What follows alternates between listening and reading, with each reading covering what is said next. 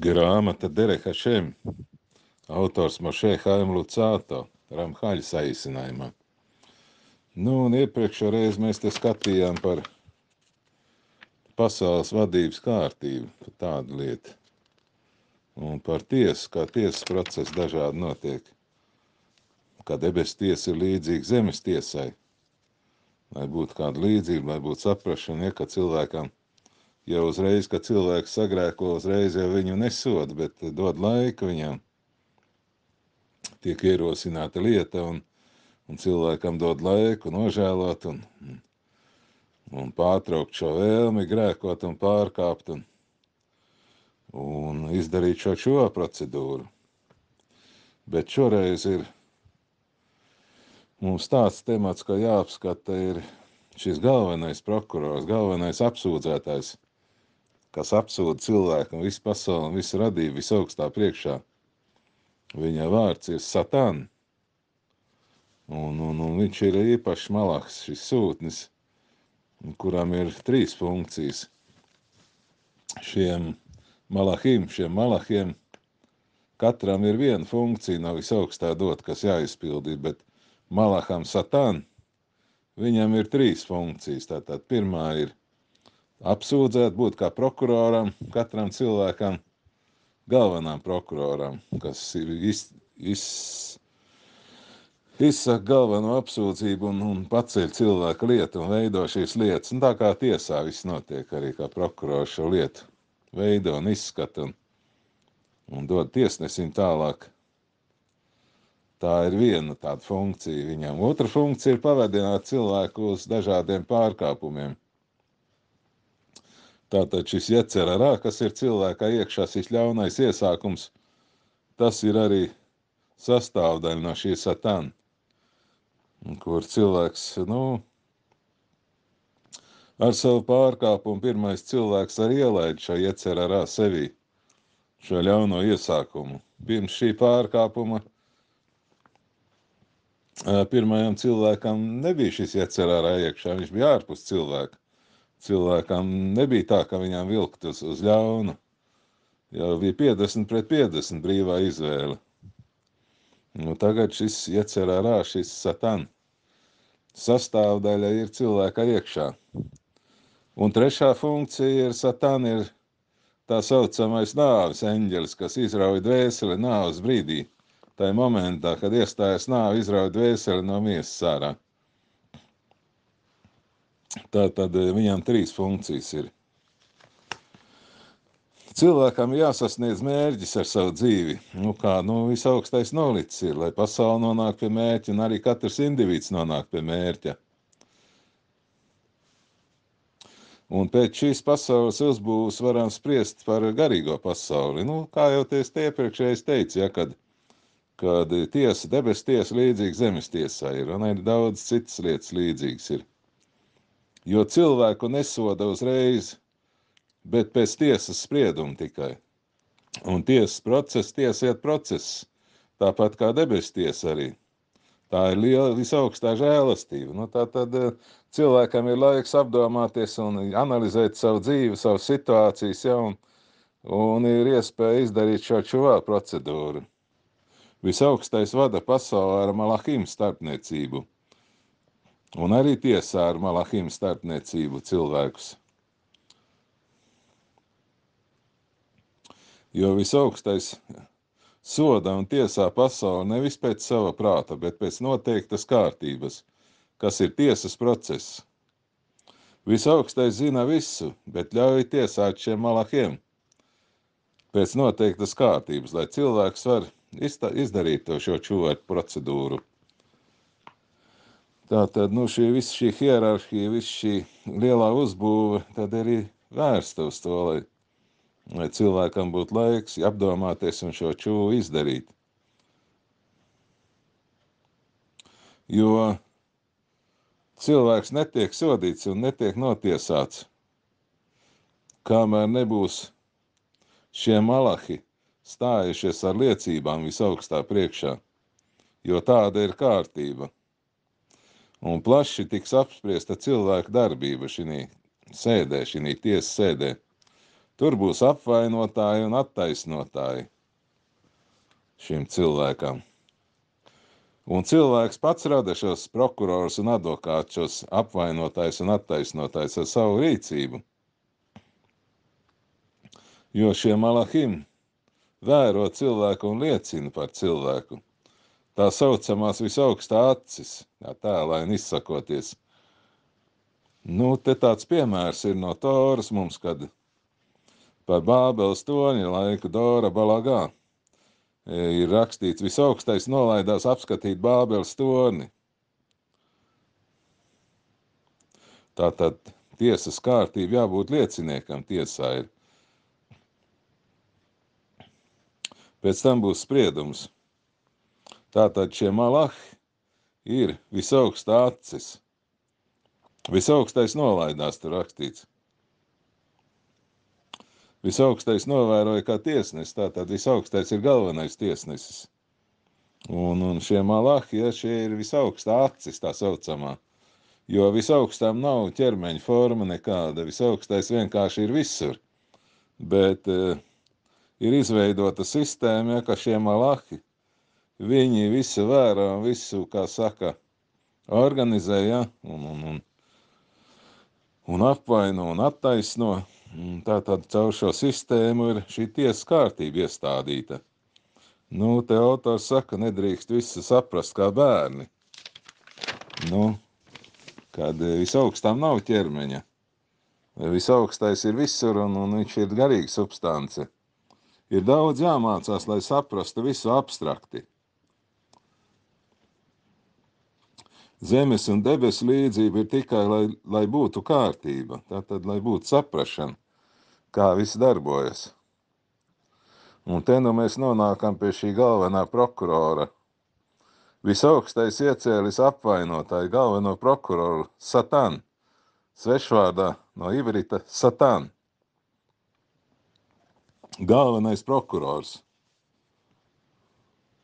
Un cilvēkā iekšā ir, kā jau te ir iepriekš jau runājām, ir šis iecer arā, kas pavedina uz šiem pārkāpumiem. Tā arī šī garīgā substance Satan, tas nav arī, te kā iepriekš kaut kādās literatūrās tiek stāstīts, ka ir tāds radījums, ar fizisku ķermeni, ragiem un asti, un kas tur, kā saka, dara dažādas darbības, ka cilvēks moka mūžīgi, tas ir pilnīgi absurdi, Tā nekur nav rakstīts Torā instrukcijā. Satan, tā ir garīgā substance, kurai ir 3 funkcijas. Tātad viena ir šis iecer arā iekšā cilvēkā, otra ir būt prokuroram galvenajam, trešā ir izraut dvēseli no cilvēka ķermeņa nāves brīdī. Un cilvēkā vēl ir arī labais iesākums, iecerā tev, tā saucamais, kas arī atrodas cilvēkā iekšā. Tā ir tā saucamā sirdsapziņa, kas darbojas cilvēkā, lai vestu cilvēku uz labu. Visaugstais deva šo iecerā tev cilvēkam, tad, kad cilvēks krita šai pārkāpumā, viņā ienāca šis iecer arā, tad visaugstais deva šo pretspēku arī. Šo pretspēku šim iecer arā cilvēkā, lai tas pretotos šim iecer arā. Tātad cilvēks tagad atrodas starp labo un ļauno, un ir brīvā izvēle. Un pret cilvēku ir šis iecer arā, kas ir cilvēkā iekšā. Un iecer arā ir viens kopējs vadītājs, visu iecer arā. Vadītājs kopējs, šis Satan. Tātad katram cilvēkam jau šis iecer arā iekšā, un kopējs vadītājs ir šim iecer arā ir šis Satan, šis malahs. Tā ir garīga substance, tas nav fizisks ķermenis kaut kāds, kā te cilvēki iedomājušies kādreiz ir. Tātad Satan, malah, avets, tas, kurš savāc dvēseli. Tātad šī funkcija ar te pieminēt savāc dvēseli, no cilvēka ķermeņa nāves brīdī. Ja cilvēks dara ļaunu, katrs ļauns darbs dod spēku šim Satan. Satan paliek varenāks. Un ja šie ļaunie dara tiešām ir ļoti daudz, kas pārkāp visu sarkano līniju, tad tiesa spriež, ka cilvēkam nav vietas Alamabā. Tad Satans savāc šo dvēseli pavisam. Tā tad arī tāda lieta var būt lieliem ļaundariem, ja, kad ļaundars nonāk pavisam šī Satana varā. Satan meklē visus sīkos grēkus cilvēkā. Un mēs redzam, ir Torā tāda Ijaba grāmata, tā saucamā, viņa arī kristiešu bībele ir. Ijabu tiesāja šī Roš Hašanā dienā, tā saucamā gada galva dienā, kur, visaugstā priekšā visa pasaule, visa radība, visi cilvēki iet caur tiesu. Un atkarībā no iepriekšējā gada darbības tiek dots budžets jaunajam gadam, nākamajam gadam. Un Satan tad ir galvenais, kas ierosina visas lietas šai tiesā. Tātad arī Ijabam, tur mēs konkrēti redzam, kā šī tiesas process notiek. Ijaba grāmatā, ja, tur ir konkrēti aprakstīts, kas notiek šai Roš Hašanā dienā, ja, un kā Satana apsūdz visus šo cilvēkus, ja, gan taisnos, gan netaisnos, un tad tiek pieņemts lēmums, ko tad darīt tālāk. Tāds piemērs, cilvēks, kas izdara ļaunu, bet vēl nekas nenotiek. Cilvēks izdara ļaunu darbu, jau uzreiz jau netiek sodīts. Atkarībā no cilvēka, ja viņam ir kaut kāds tur, tiešām ļauns darbs, un viņš, ir arī tāds, kas uzreiz nokļūst policijā, bet ir tāds, kas visu mūžu nodzīvo un dara tikai ļaunu, un viņš nekad netiek tiesāts šī dzīvē, tā arī mēdz gadīties. Ir tikai šī pēcnāves tiesa. Jā, tātad cilvēks izdara ļaunu, bet vēl nekas nenotiek. Bet notiek tiesa, kad šis Satana iesniedz prasību tiesā. Tā ir arī Satana funkcija, ierosināt šo lietu. Satana ierosina liestu un apsūdz, bet cilvēks nenāk tiesā, kamēr nav ierosināta šī lieta. Tā ir arī visaugstā žēlastība. Tātad visaugstā žēlastība izpaužas tajā faktorā, kad tiek cilvēkam dots laiks, iespēja nožēlot. Dots, kā teikt, nosacītais laiks tāds, lai cilvēks varētu šo čuvā procedūru realizēt. Tātad kādreiz te cilvēks saka, ja, grēko droši, Dievs piedos, ja palūks, Dievs piedos. Bet ir tāda lieta, kad visaugstais nevienam neko absolūti nepiedod, tā kā te rabīni saka, absolūti neko. Tikai tad, ja cilvēks nožēlo un atstāja šo vēlmi pārkāpt, tādā gadījumā viss tiek piedots. Tad tā ir čuvā procedūra. Otra lieta ir, kā šīm ciešanām arī izdzēš šo pārkāpumu. Tad, jāizvēlas, vai cilvēks pats sevi izlabo, vai cilvēks tiek izlabots piespiedu kārtā šīm ciešanām. Tad jau nonācis līdz tiesas spriedumam, jo šīs ciešanas tad ir tiesas spriedums piešķīrs viņam. Tiesa ir obligāti šai Roš Hašanā dienā, tātad vienreiz gadā, un pēc nāves, kad cilvēks dvēsele tiek izņemta no ķermeņa un nonāk tiesas priekšā. Un vēl tāda lieta, Satan apvaino cilvēku briesmu brīdī. Tātad cilvēks nonāk tādā bīstamā situācijā arī, kad kādreiz, vai teiksim, kur ir tāda, piemēram, kara darbības zonā, piemēram, jā, arī tur visi tie, kas tur atrodas, tāds piemērs. Tas var būt kara darbības zona, varbūt kaut kāda epidēmijas zonā, vai arī vētrā uz kuģi, jūrā, jā, nonāk briesmu brīdī, jā, tad arī Satans šīs lietas sāk cilāt. Vai cilvēks ir tiesīgs turpināt savu dzīvi, vai viņam jāmirst, arī tā, lūk, mēdz gadīties. Tātad, te tāda ķēdīt, kā saka. Cilvēks dzīvo viss normāli, tad izdarīja pārkāpumu. Līdz ar šo pārkāpumu cilvēks pats ierosina pret sevi lietu. Tātad cilvēks jau pats ar savu darbību uzreiz, kā saka, dod impulsu, ja šīm Satan. Un tad ir sava kārtība, tā ir kārtība no visaugstā, ja. Ja jau cilvēks nepārkāp neko, tad arī Satan nav iespējams nekādas lietas te cilāt.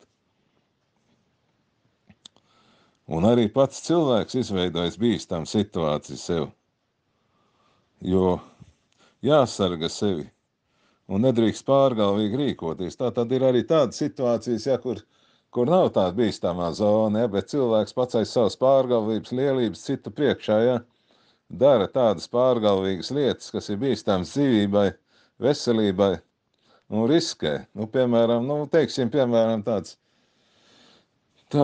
cilvēks, kas lec uz galvas ūdenī, ja, piemēram, ir kā vasarā, ja, cilvēki iet peldēties un lec upē, ja, nezinot, kas tur apakšā iet, un tad mēs gadīties, kad dažādas traumas gadās. Tas viens tāds piemērs ir.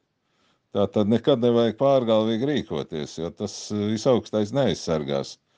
Tur var paveikties cilvēkam, var nepaveikties. Un vēl viena tāda lieta ir, tā saucamais svešvārds kir natuļ, tulkojumā noliekusies siena, kas var gāzties. Tāds, piemērs te tiek vests, ja. Un tas ir arī šī bīstamā situācija, kur cilvēks aiz savas pārgalvības, ja, varbūt saderējis ar kādu, ja, ka nekas nenotiks, iet garām šī bīstamai sienai, nolikusies siena, kas var gāzties.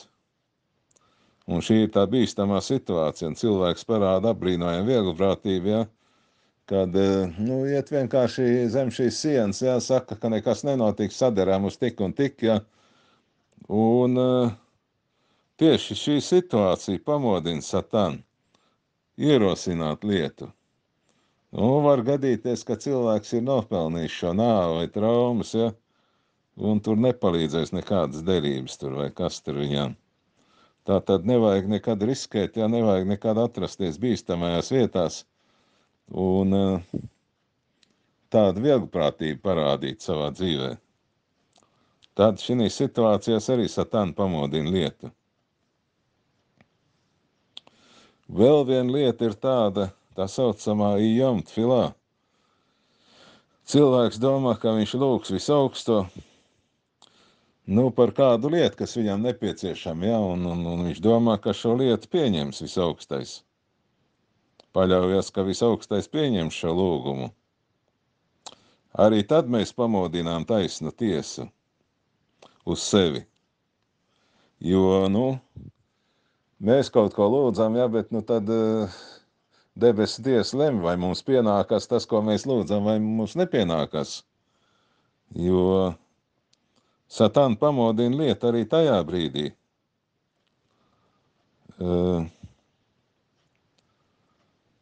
Vai ir kā cilvēkam kādi nopelni, lai varētu cilvēku paklausīt šo lūgšanu visaugstais? Tātad Satana arī tad lietu cilā, ja, ka cilvēks lūdz no visaugstā kādu lietu, un tad tiek pārbaudīts šis cilvēks, ja, vai viņš ir tiesīgs saņemt šo lietu vai nav. Un vēl viena lieta par šo Satanu, kad, piemēram, tāda lieta, ja cilvēks sastrīdējas ar kādu citu cilvēku vai savu draugu vai ģimenes locekli un saka šim draugam, visaugstais tevi sodīs, lai visaugstais tevi soda, tādas izteicienas saka. Arī tad tiek pamodināts Satana. Tātad šis teicējs, ja, šis teicējs pamodina tiesu uz sevi. Tātad viņš pats sevi izdarījis slikti ir. Tanī brīdī arī Satana sāk ierosināt lietu. Tātad ir ļoti jāuzmanās, ko tu saki, kā tu saki arī, kā tu rīkojies, kur tu ej, ko tu dari. Bet visaugstais ir ierobežojis šo Satanu.